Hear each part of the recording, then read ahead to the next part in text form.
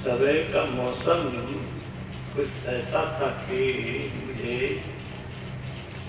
कुछ चिंता थी, लेकिन जब भावना शुद्ध हो तो प्रकृति भी साथ देती, ऐसा अनुभव रहा है। जो तेरी पंथ चले मन लाए, तो हरि काहे न होई सहाय। आप ईश्वर की ओर चले और ईश्वर की ओर से सहायता नहीं मिले, ये कैसे हो? यही तो गोस्वामी तुलसीदास जी ने लिखा। तो हम लोग अनुकूल वातावरण परिवेश में सत्संग कर रहे हैं। अदृश्य सत्ता की असीम कृपा है। मैं फिर से रामजी बाबू, जो हमारे संत सूर्य जी महाराज के बहुत प्रिय शिष्य में रहे, अपार श्रद्धा थी, और शिशुरवा के साथ यहाँ पर 40 वर्ष पहले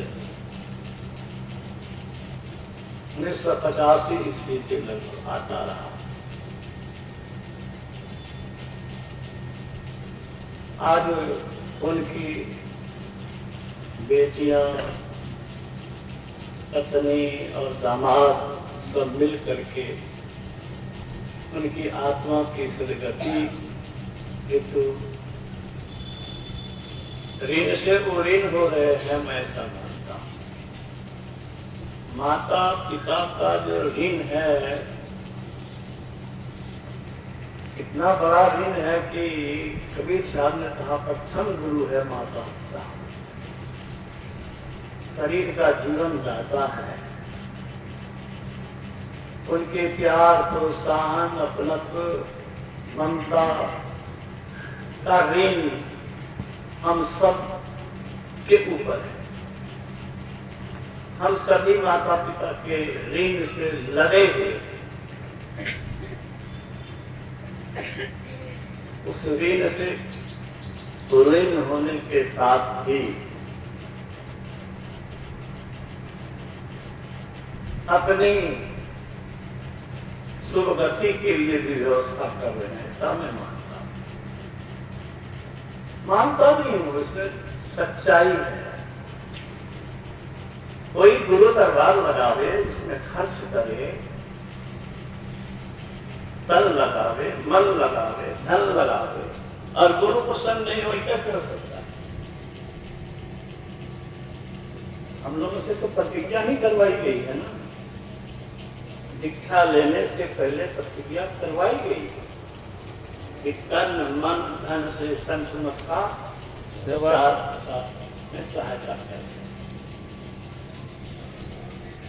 गुरु के आदेश में रहे और गुरु की कृपा नहीं हो सकता है क्या?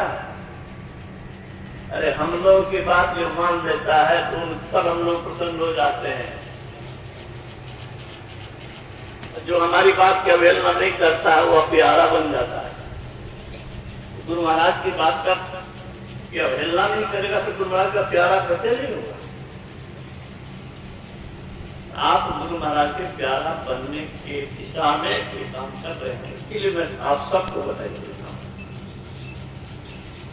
दामाद साहब, संसार में तो आपने देख ही लिया है कि किसकी क्या औकात है। चाह करके भी कोई किसी का दुख बांट नहीं सकता।